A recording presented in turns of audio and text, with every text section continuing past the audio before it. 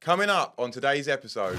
All your fucking I know posts. where you put yours, in the middle of the living room. I can't got nowhere to put it. Yeah, you have. I have nowhere to put the I posts. pick them up every single day and put them in the cupboard. Actually, she doesn't. She doesn't actually on the football pitch. She hurts her eye and she starts crying in the corner. Brilliant. Oh no, my eye. Raising wimps. I have to run on the pitch. Yeah, we all know what you were doing in your bedroom. We all know with Babe Station. Yeah. Ugh. Disgusting.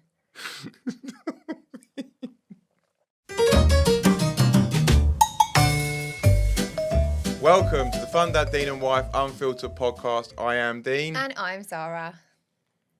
Okay, I'm actually not feeling okay for this podcast today because I still haven't come down from this morning.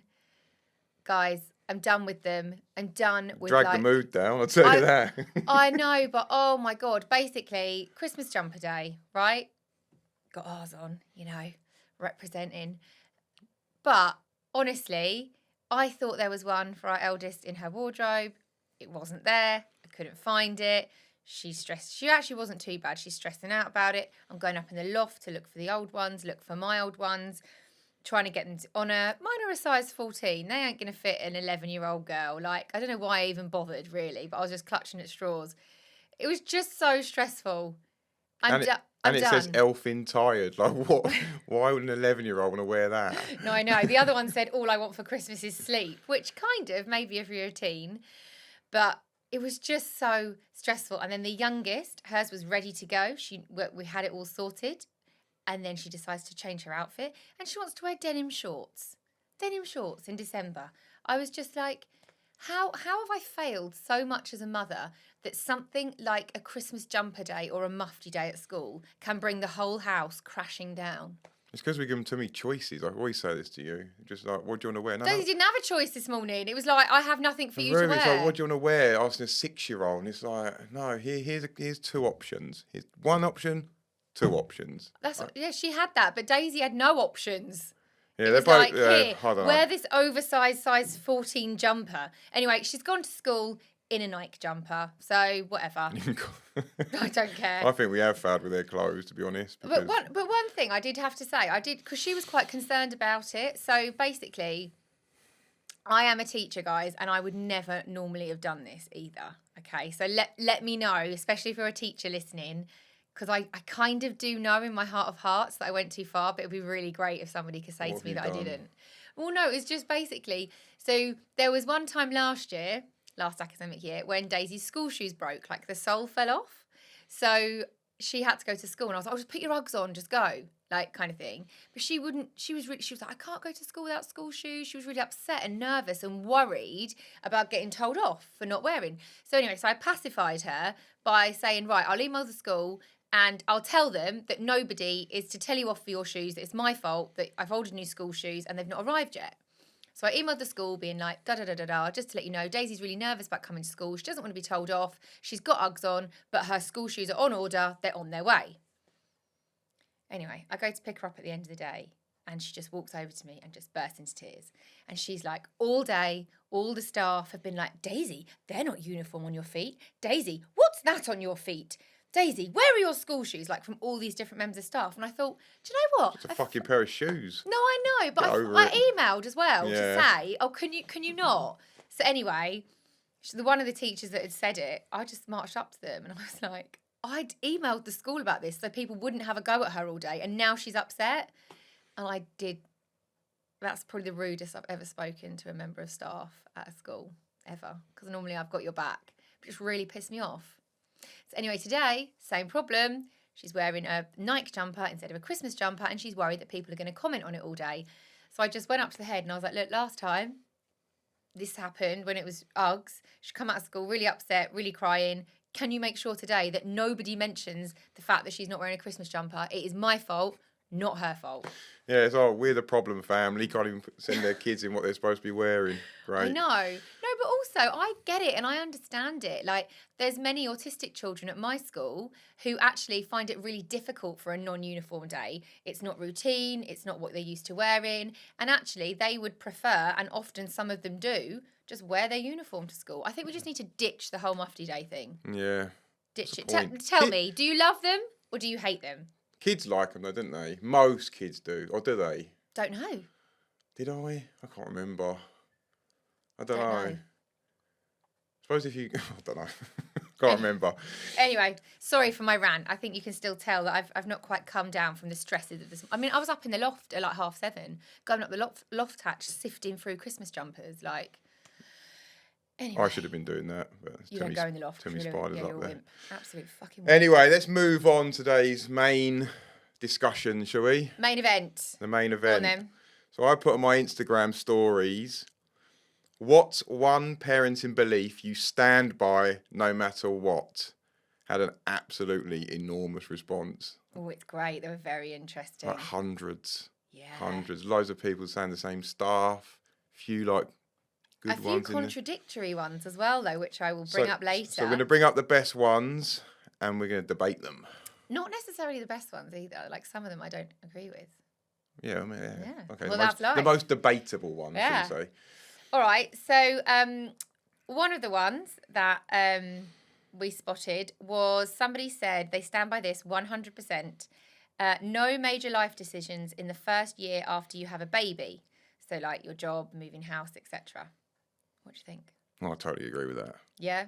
It's just such a big change, and you won't be thinking clear enough. Yeah, the sleep deprivation. Yeah, you're not thinking clear. Yeah, don't ditch your fella either in the first year like you wanted with me.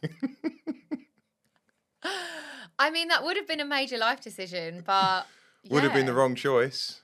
We've come full circle. I did fucking hate you when the kids were younger because you were useless. I wasn't Absolute useless. twat. You weren't great. You're better now. You've Better? evolved. Yeah. Better, okay. Always room for improvement, and on my side as well. But yeah, I Oh no, completely you're agree just with perfect that. in every way. I think as well. Thank you. Apart from this morning when you brought the whole house mood down, I was like, I don't even know where to step here. I was really Apart from- stressed. oh my god, the eggshells in our house was like fucking. Oh god, how do I I avoid can't these? cope. Also, just sorry. And Side I didn't note, wash up 4 plates from last night, so she absolutely hated the washing me. up was still there from last night. Pisses me off. No, just on a side note, something that's really getting me down at the moment. Where does everybody keep their coats? Okay, I'm not talking about you rich people that have got lovely big porches and lovely big cloakrooms that you put your coats in. I'm talking about the normal people like us in their little semi-detached or terrace houses. Where do you put all your fucking I know coats? where you put yours, in the middle of the living I room. can't got nowhere to put it. Yeah, you have. I have nowhere to put the I coats. pick them up every single day and put them in the cupboard. Yeah, Everybody's which is coat. bursting at the seams, which pushes the cupboard better door than open. There's fucking coats everywhere. Genuine question now. Please reach out to me. Have you got a hack for winter coats? Like, How many have you got? You've got. I've got my sleeveless. And they're massive as well. I They're know, like I know. chunky. I've got big chunky ones. I've got my school coat that I wear to school because I don't want to get paint on it. I've got my barber coat that you bought me for my birthday. Thank you very much. And I've got like like the sleeveless There's ones. 3 big Done all that. coats. I know. And I've got my rain jacket. So I've got 4 coats. I've got I think one. Daisy's got a couple of coats. Ruby's got a couple of coats. One. I've got one. You've got your football coat. Oh yeah, my football You've got your coat. barber That's coat. massive. You've got another barber coat. That's in my wardrobe. You've got loads of hoodies. You've got your All North in- Face all in my jacket. wardrobe. Thank you. All in my They're wardrobe. not. He's absolutely changed. Anyway, let's move on to the next thing. No, what do you do with your coats? Tell me. Oh my God, I'm really stressed today. Let me just take a chill So pill. the first year, no major life decisions. First year, no major Don't life ditch your decisions. fella. He'll get better. He will get better, hopefully. Or ditch your wife. Maybe your wife's shit. Yeah, No. I Or didn't- actually, no, don't ditch your wife because That's actually year 7 when you're married. You get rid of it. having a baby really affects you physically, mentally, everything. The sleep deprivation, like just know that it will rock your relationship probably when Yeah. you have your first child, but you just got to keep communicating, keep working together. It's just normal. People know it's normal. They'll work through it if they think, oh, I wonder if for some people having a baby connects them more though and brings them closer. made me close to alcohol, I'll tell you that. Connected me with a bottle for a bit. No, I'm joking. Cheers. I love the night out. Okay, this is one I want to debate. Go on. Okay, so we had a few of these, like quite a few. So I'm going to read 2. We had quite a few, though, along this trend, along this kind of the same premise. Right. If someone hits my child, I want my child to hit them back. Then another one. Don't start trouble, but if someone hits you, then hit them back 10 times harder. My wife disagrees. I agree 200%. Okay. Someone hits you, smash them harder. 100%. Okay, No talk me doubt in through my why. mind. Because I was taught not to do that. And I was an absolute pussy. And I got bullied at school. I was taught not to do that. Yeah. I was scared of hitting back. You shouldn't be. Okay. Because you need to stand up for yourself. They won't do it again. You need to stand up for yourself. Don't start trouble. If someone hits you, you go in harder. I 100% believe in that. Because of me, I was bullied at school and I was an absolute wimp, and it doesn't get you anywhere, trust me. In terms of, yeah, it doesn't. If you go to a rough school, like I did, you'll be absolutely walked all over, and it's worrying. I can see that perspective. Yeah. But can I be devil's advocate? Of course, yeah. It's the point of a debate. Yeah. So if you're taught from a young age to hit them back, at what point does it become ambiguous? So maybe you're a year 5 child, you're in school, and a year 2 child punches you. And you've always been told, hit back if someone hits you.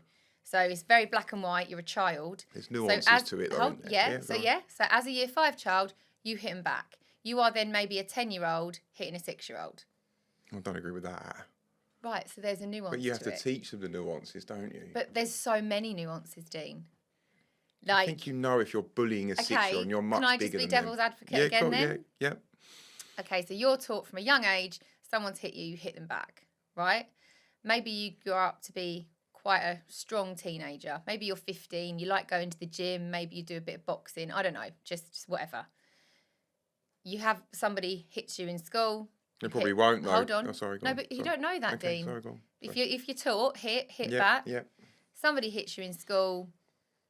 All it takes is a punch to hit wrong, or for them to fall wrong, or for them to fall and bang their head on a curb, bang their head on a table.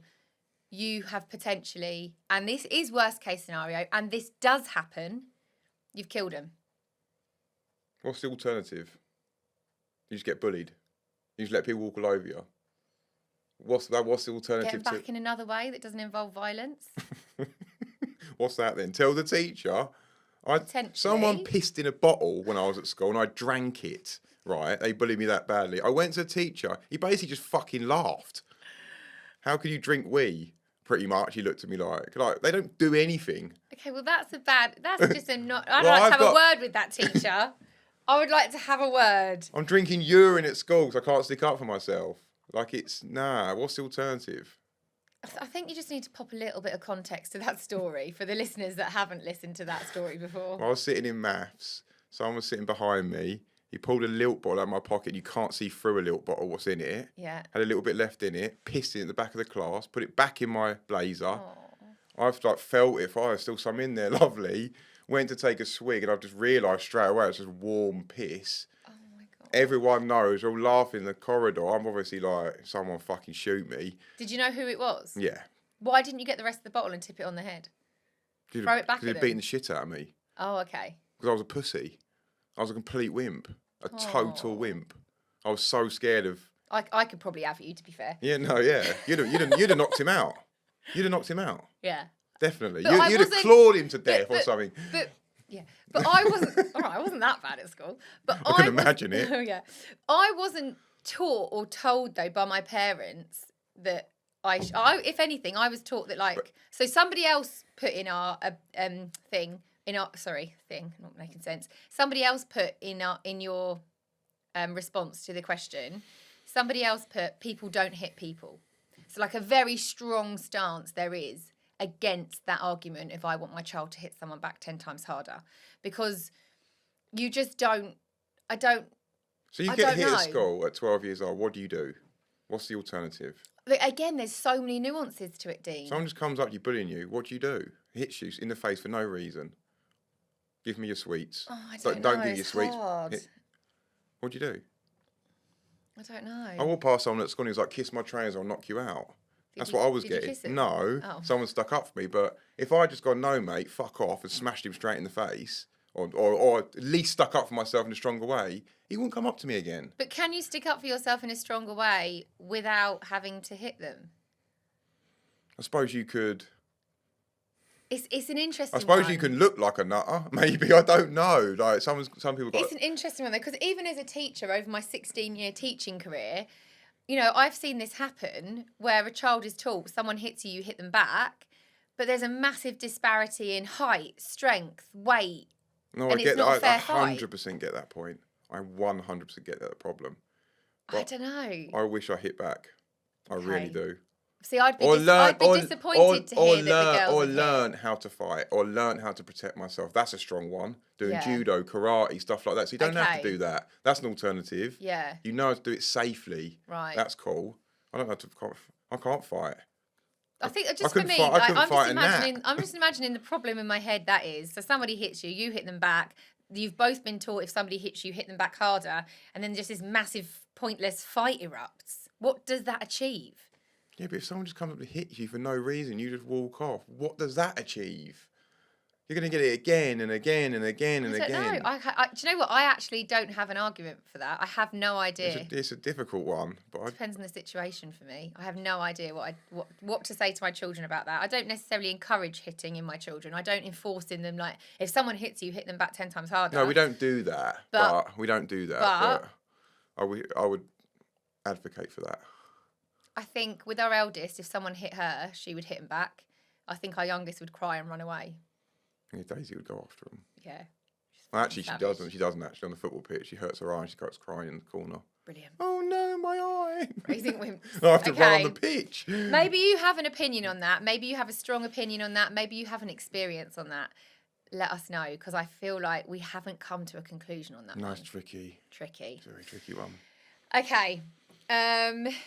Right, another one that people reached out and said that this is a parenting opinion or stat that they would 100% always back up is to have a united front in front of the kids and disagree in private. Absolutely. Absolutely. We don't, but absolutely. I know. Like, for example... I'll give you a few examples as well. Okay, for example, another reason why I was added to my pissed off stress this morning. If you have a younger child listening to this, don't let them listen. You nearly gave it away as well. I was so fucking stressed. Oh. So basically, our eldest, if you have a young child listening, turn it off. Our eldest, she is doing the elf, right? Okay, so she's 11 now. The elf, she knows there's not a little elf coming alive each night in our house and playing tricks on us. So anyway, so we've handed over to her. She keeps doing really messy things that I'm like, no, just do. Anyway, so last night I bought a little pack of Christmas pears from Asda. They were like £1. I was like, brilliant, Christmas pears. The elf can bring this little pack of Christmas pears and they can play that. So anyway, so we're sitting on the sofa and I said, Daisy, can you do the elf? There's Christmas pears up there. Could you please set that up? Like, that's what we're going to do tonight. No. She wants to get out the fucking flour. And she wants to fill up a Barbie swimming pool and fill up a fucking beach. So I was like, no. Right? Let her do what she wants, Sarah. She's being creative. Let her do what she wants. So I come down this morning to her kitchen. She has used a quarter of a bag of fucking flour. There is flour everywhere. Then she's filled up the Barbie swimming pool with water to make like a fake beach in the middle of my kitchen. No, added to my stress this morning, couldn't cope with the mess. It's flour as well. What happens when you walk past flour briskly or somebody pushes it? There's flour everywhere. I was like, no.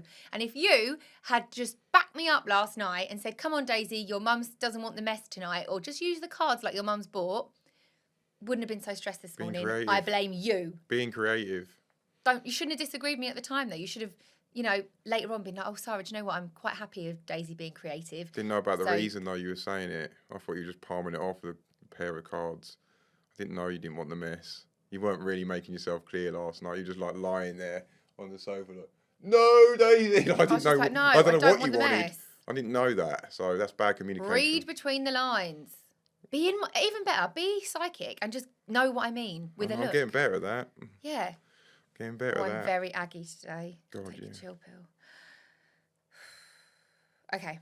Find another one, Dean. What else were you reached out? Oh. I don't know. You're doing that. Oh, okay. I'm reading every one, am I? Right. All right. Let me choose another one. It's fine.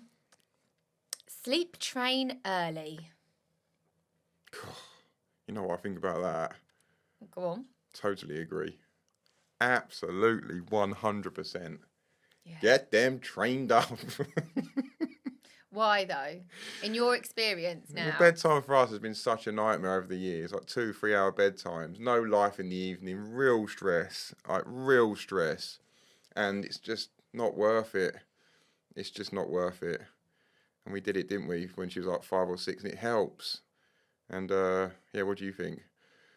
Do you agree with it? I mean, people hate it because they think you're like letting them cry out. I think and getting scream. the age right is key. I quite enjoyed cuddling them when they were little. I think like up to like when they're talking and stuff, like I don't know, 1.5. I quite enjoyed that, especially when they're still like babies in arms, giving them that cuddle, and I don't know, I don't mind that. For 5 minutes? Yeah, it's when they're older and the bedtime tactics, they're manipulating you. Like, you know, the whole, I need a drink, I'm going to go to the toilet, I need another snack, can I have another story? I'm like, no, you are just delaying this now. And actually, I need to have a snippet of an evening too. So I love you and, you know, I'm here in the house. However, it is time for you to go to sleep now and I'm going to leave. Yeah, so much stress, so much better. Yeah. So I agree. People will disagree with that. They hate sleep training. But I think it's how you do the sleep how you training. do it, yeah. Yeah, so like we talked about on the podcast before when we had Rosie Davidson, so she's a sleep therapist. If you go back to series 1, her Instagram handle is Just Chill Mama. She was able to really help us with aspects of the kids' sleep. For example, Ruby started having night terrors. She gave us strategies to support with those. And when we did want to kind of sleep train, strategies that were used to help, you know. You have to cry a bit though at the start. I mean, little bit. It was. The first few days were tough. Yeah, first few days were tough. Just to put it back into context, if you haven't. So what we did with our eldest was, when she was in reception, or no, she was in nursery. Sorry, when she was in nursery, we sleep trained her because she used to get out of bed every night and get in our bed. I can't sleep like that. No. I can't have a little human kicking around in my sleep. I have bad enough sleep as it is, and it was affecting the quality of our life really because I then wasn't sleeping. So basically, the first night, got her out, calmly put her back in her bed. Mummy loves you, go back to sleep. Did it again. She got out of bed that first night. I mean, 30 times, wasn't it? It was ridiculous. I think one point at like 5:30, you were just like, oh, just let her in. And I was like, no, I've not just gone through the pain of the last 4 hours. And then I think the next night, it was like, I don't know, 10 times. And the next night, it was like, I don't know, 5 times. And then honestly, within 4 or 5 nights, she knew if she was getting her get out of bed and get back in our bed, we would just put her back in and she was exhausted. And she just started sleeping in her bed all night and stopped coming in our bed. And it literally took less than a week. You got to stay and I don't think that was cruel. No, that wasn't. That's fine. Got to stay with it though. She wakes up every night now. No, that was Daisy. Oh, you talk about Daisy, but Ruby. Yeah. Ruby. Well, basically the mistake we made with Ruby, is we bought her a double bed because we thought it would be helpful for when we had like family to stay and things like that. So she's got a double bed. So now if she wakes up in the night, Dean just gets in with her. Which is fine. And then I lay in our king-size bed all to myself. But that's like, fine. I enjoy sleeping next to her. It's fine. Yeah. Not a problem. I like it. And I get to sleep, you get to sleep, yeah, she gets to sleep. It's fine. It's absolutely fine. It Happy works. days. Get a double bed if you can. That is a big hack. Well, no, because what? You're saying you're an advocate for sleep training and then you're telling them to get a double bed. Make up your vines. Do both. But the double bed is definitely a big thing. I like this one. Go on. If you're going to count to 3, they have to know the boundary or consequence first. So like aimlessly just counting isn't going to work. You do 5. I do. Yeah, but they know if I get to 1, there's going to be a consequence. I don't do it. Yeah, you've never actually, you don't, I don't like it. Okay. Count to 5 and stop. I don't like it. Stop right now. I'm telling you to do it now. No, I've never done it. I don't know. I've never taken that strategy on. I don't think it's really that helpful. Oh my God, I love it as a strategy. As both a teacher and a parent, I use it a lot. Should have used it this morning. For what? It was everyone was beyond pick the Christmas jumper. Me? 5, 4, 3, 2. No, no, not in those kind of situations. Okay. I wouldn't use it in that kind of situation. Okay, give me the context. It's the kind of situation that I would use it. So, for example, I want her to pick up her shoes and coat that she's ditched on the floor, and maybe I've asked a couple of times, and I'll be like, "You need to pick up your shoes and coat," and then they're not 5, 4. They know by 1. They better bloody pick up that shoes and coat, or they'll be getting a timeout, or the television will be going off, or they won't be going to a play date, or they know that 1, if I get to 1, something is happening because I don't ever get to 1. But it's got to be in a context. Like, Ruby this morning was really dysregulated, struggling to make a choice about which outfit to wear. It's not going to work in that context because then I'm just adding more pressure. I calmed it down, already, didn't I? Yeah, but in that scenario, why I wouldn't use the 5 method counting back would be because it's already a pressurized situation, and then you're adding more pressure to it. Whereas me saying you need to pick up your shoes and they're not doing it just because they're being lazy or they're watching telly or they're doing some colouring. No, you need to come and pick these up. Totally. Do you know what I mean? They're different ways in which you would use it. Like this morning, you were stressed, she was stressed, and I had to come in like the calm hero to calm it all down, like I did, and I got it sorted with her. Because you're such a perfect parent. No, I wasn't, but I was calm this morning. Sometimes you have to be. You weren't calm at the end when we were leaving out the house. Yeah, because you just taking the temperature of the room so hot. I was like, it was bothering me at that point. So, anyway, let's forget about this morning. I think we're not over this morning yet. We shouldn't film podcasts when I've had that kind of morning. Okay, interesting one. This no TV in their bedroom. Never even thought about doing that. No, not yet.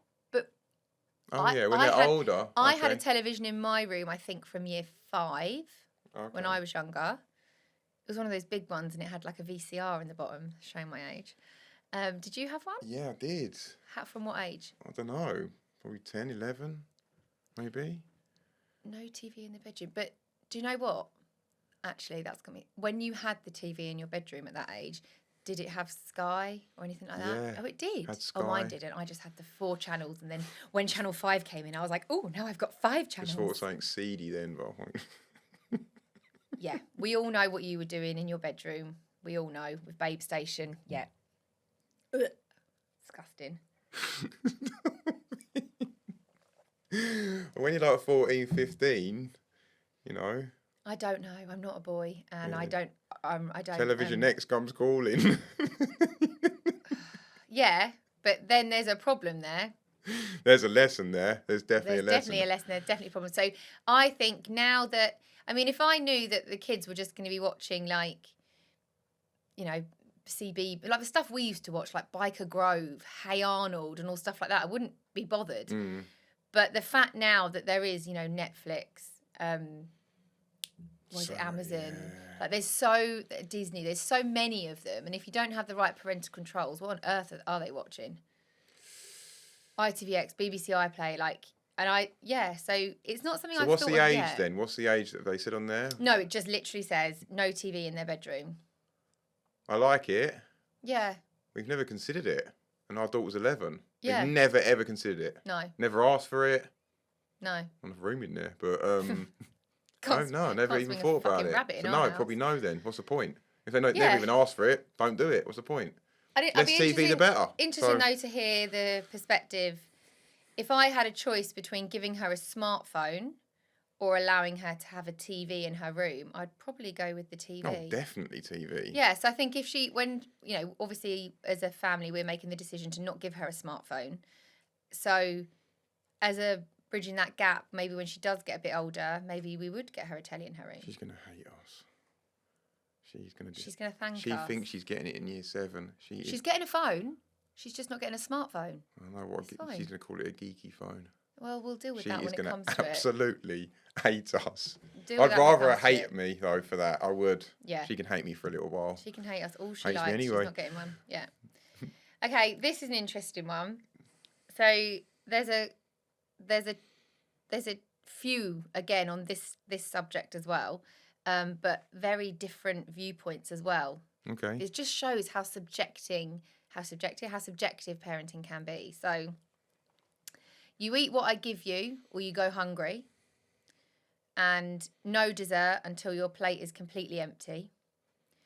Versus other responses, don't use food as a reward or punishment. So 2 kind of different ends of the scale there. So first of all, what do you think about you eat what I give you or you go hungry? Torn, very torn. Because if they're hungry, they're a nightmare. If we're going to go take them out and they're hungry, they're just a nightmare. Need to get something in them. It's really difficult, that one. I'm kind of medium, aren't I? I won't give them another meal, but I'll try and get something in them. It's hard because Couple of examples. So Ruby had gastro problems when she was younger. She was sick every day until she was nearly 3. It was like just before her 3rd birthday that she stopped being sick. And I'm talking like vomiting every night. She had a problem with her, I won't go into it, but she had a problem with the valve that goes from your esophagus into your stomach. It was underdeveloped. So every time she would lie down or run or move after food, it just came back up her esophagus and made her gag, made her vomit. Projectile every night. That was really fun. So our youngest, she does have issues with food, but I'm pretty sure if you threw up your evening meal and sometimes the day meals as well. Like I remember us being on a beach once in Wales and she ate and then she ran straight afterwards, running down the beach, and she just kind of vomited over her shoulder and then carried on running. I can see why she might have issues with food, why she wants to eat little and often. She doesn't have issues with food. She eats just crap. That's what she likes. So she's just she has issues with like good food, I would say. Yeah, she could sit there and eat crisps all day. She could sit there and eat crap all day, I feel like. That's not our fault. Yeah, but I don't know. The filling, rich food, she kind of... But then... Our other ones eats great. No, she eats does. amazing. She does. So what have we done differently with the second one? It might be right, okay, but... I've never kind of been that parent that I was like, you eat this or you go hungry. No, I know you haven't. So, and our kids aren't You great give them eaters. like 3 or 4 meals, which I think is too far the other way. I know. Way too far the other way. Depends. We Everyone's disagree trying to on say it, no. don't we? I know, it's hard. I think it's a We also nightmare. did a podcast in series 1 with Charlotte Sterling-Reed, didn't we? Child nutritionist, and that was really interesting. And it did give us strategies to help with the fussy You need eating. to be more relaxed. Okay. If they don't eat now, they'll eat in an hour. Yeah. All right, what do you think Sometimes about... they go to school with not much breakfast in the morning with me. So if they don't eat it, I'm like, we're not hungry then. They'll eat more later. And they're both perfect weight. They look, well, not perfect weight, but a good weight, whatever perfect is, but a nice weight. They're healthy. They're healthy. Yeah. So doing something right. What do you think about no dessert until your plate is completely empty? Oh, that's a bit too far. I don't agree with that either. Don't agree with that. She might not want it all. Might not be that hungry. Oh, well, okay. Might not like it that much. Don't agree with it. It's too harsh. Yeah, too harsh. That's like proper old school. That's yeah, no, don't agree with that. Sorry. Also, that the linking to the second point is don't use food as a reward or punishment. With our eldest, I never really taught her that this was a treat or this was not. You know, like as in like dessert was a exciting thing or anything like that, and like sugary foods or anything more expensive. And she would often choose now kiwi, blueberries as her dessert over ice cream, brownies, wouldn't she? Yeah. And I never really kind of distinguished No, I between think them. that is eat this or you can go out and play. So, mate, if you don't eat this, you won't play. If you don't eat this, you won't do. That's what that means.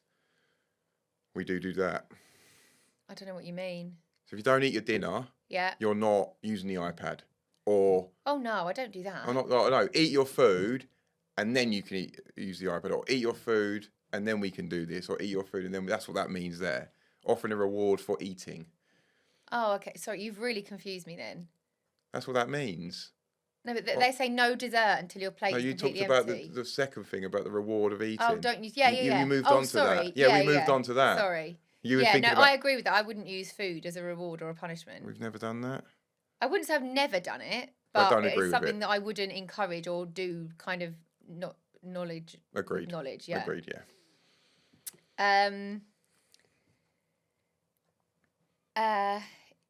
Okay, somebody messaged in to say, enjoy every moment is poisonous. Some bits are shit, and that's okay. Most bits are. Oh. Most bits are tough, There we go. hard work. That's what parenting is. Yeah. Not supposed to be fun. You're bringing up kids. You're not supposed to be having a great time all the time. I think somebody actually messaged. I haven't put it on the list. You're bringing but, up humans. God, but somebody did message to say that like it's that nature of, you know, you should be enjoying every moment, and if you're not, then you're a bad parent. Actually, people are saying if you are worried constantly, if you are miserable, like if you are completely happy at parenting the whole time, you're probably not doing it right. Definitely, apparently. 100%. 100%. 20% of it's probably fun. If you're having kids to have fun, you should not be having kids. Like, it's not fun all the time. It's graft. It's hard work. Because You're you want the teaching best them. for them. You want the best for them. Yeah. Like, no, if you're having kids for fun, forget it. Fucking forget it. It is fun sometimes. Of course it is. I love being a parent, but fun's the wrong word. Yeah. Having a few I beers, think playing. some of it is fun. Some of it is fun. Of course it is, but most of it, like this morning. This morning wasn't fun. Bedtimes, food. This morning. But you could argue. Is the majority of parenting. Let me just again be devil's advocate. You could argue, and I'm gonna be hard on myself now, but it's true. So yesterday I sent you a little list, didn't you? Because I was already a little bit overwhelmed by everything that I've got on this week and over the next few days and what's going on in my brain, yeah? So I messaged you last night, like just a little list of the things that were going on in my head that I wanted to do. One of them was the Christmas jumper. So I did actually go to Asda yesterday, looked around for like a backup Christmas jumper. There was nothing there. I was like, okay, we're not going to get anything here. Didn't get a chance to go to any other shops. But in my head, I was like 95, 96% sure that she had this Christmas jumper in her wardrobe. Last night, I couldn't find it. I was like, oh, shit. But I knew I had loads in the loft. Deep down in my heart, I knew last night that she wasn't going to like any of those. None of them were going to fit her. And I kind of was expecting this morning, but I had this little bit of hope that it would be fine. So is that fun then? So no, what I'm saying is had I have been more organised, I've known about Christmas jumper day. They do Christmas jumper day every year. I've known about it all fucking year. Yeah, no, but... Like, why can't I be more organised and buy the Christmas jumper with her? That's still graft, being organised. That's not fun going to Asda. No, I know, but what I mean is people could argue that I created that experience this morning by not being organised. I did. Like, maybe I should have gone with Ruby yesterday and I didn't have time. They had swimming, but I don't have enough time at home. In a perfect world, I would have laid their outfits out the night before. We would have all known the night before what we were wearing. But they had swimming last night. We didn't get into like gone 7:30, did we? Like, it was, I don't know. No, it's not fun all the time. It's not. Let's just forget about that. But sometimes I do think to myself... But I love being a dad. Sorry. Sometimes I think to myself, if I was more organised or if I had more time or if I didn't work, then everything would have been so much easier. Like if I hadn't had work this week, I would have had a chance to go shopping more than just Asda and probably getting her a Christmas jumper because it was in my mind. I did know it was coming, but I didn't have the capacity to actually get to a shop. Yeah, but then you could say I could have ordered it online. I just think I was. Let's just move on. Yeah, I was a shit parent this morning. Weren't the best. I've got like mum guilt that she's gone to school on Christmas jumper day. Not your finest moment. Fuck you. Not your finest hour. Right. Anyway, and obviously there were loads of honourable mentions of what people said. So lots of people saying like manners, pleases, and thank yous. Like top. Like there's no negotiable on that. I completely agree. I don't think anyone would disagree with that. Obviously, the unsaid, you're probably thinking, why haven't they covered it? Well, we are going to be covering it, but a bit more comprehensively in another episode. But obviously, so many responses related to the use of smartphones, social media, and tablets. And we will be coming to that in a future episode. You haven't got time today. We don't We've have really time. waffled on for about, I don't know how long it is, but don't have long time enough. Today. Yes. But Dean has got a really interesting You Be the Judge this week. I think, did somebody email it in to you? Yeah, they emailed it in. So let's have a listen. My in-laws never invite us over. They always say they want to see the kids, but that involves them coming over, having a quick hello with the kids before they go off into their rooms to play, and we are left being hosts for the rest of the day.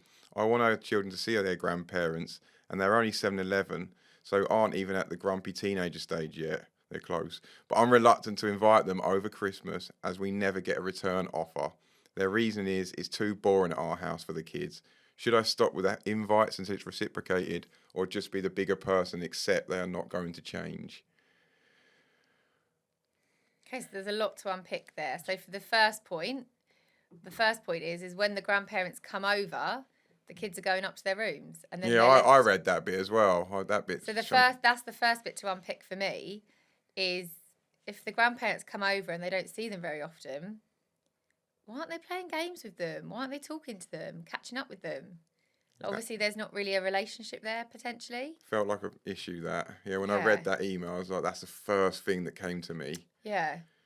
I mean, for me, if I know the grandparents are coming, I've got some games ready. You ain't going upstairs. No. Kids ain't going upstairs. No one Your grandparents come to see you. You come down here and play with them. Yeah. 100%. But, no iPads, no nothing, no TV. If the grandparents aren't interacting with the kids, then I can, you can see why you'd be like, okay, well, they're not even talking to you, so just go upstairs. Yeah, that would be So I can see tricky. both.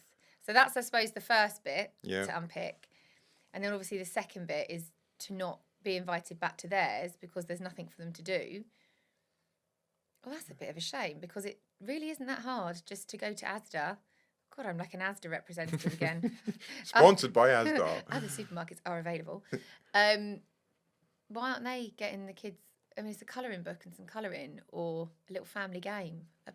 Christmas snap, £1, which the elf will be doing tonight. It's just a bad excuse. They don't want to host. Too much mess, probably. Kids are making mess. You know, some grandparents are like that.